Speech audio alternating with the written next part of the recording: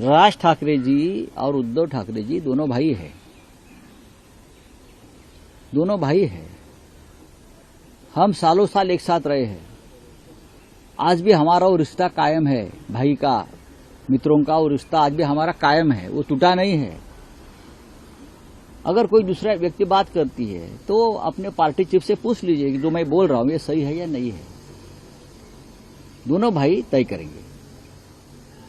और हमने उद्धव जी की बात मानी है कि महाराष्ट्र के हित के लिए हमको अगर एक साथ आना पड़े तो हम हमारे जो भी मतभेद है वो हम भूल सकते हैं। Thank you. उन्होंने कहा है कि टर्म्स एंड कंडीशन पे there is no terms and कोई टर्म्स एंड कंडीशन की बात उद्धव ठाकरे साहब ने नहीं की है।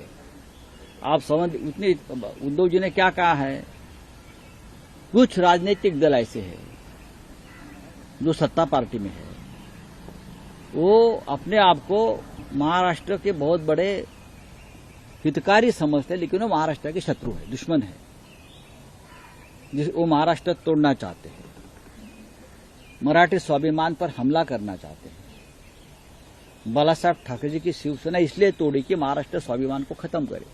ऐसी किसी भी राजनीतिक दल के साथ हमारा संबंध नहीं होना चाहिए, तभी हम सच्चे महाराष्ट्र भक्त बन सकते हैं।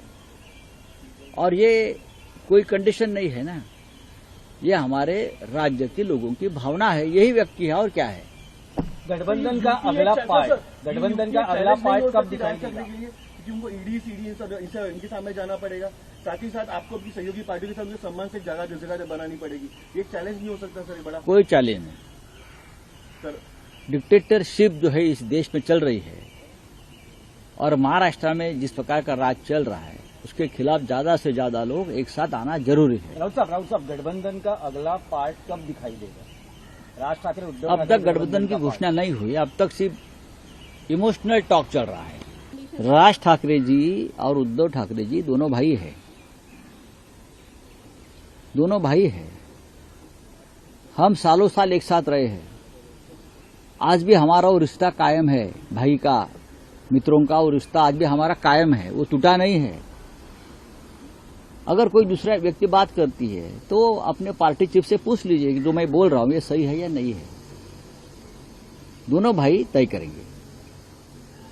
और हमने उद्धव जी की बात मानी है कि महाराष्ट्र के हित के लिए हमको अगर एक साथ आना पड़े तो हम हमारे जो भी मतभेद है वो हम भूल सकते हैं। Thank you. उन्होंने कहा है कि टर्म्स एंड कंडीशन पे there is no terms and कोई टर्म्स एंड कंडीशन की बात उद्धव ठाकरे साहब ने नहीं की है।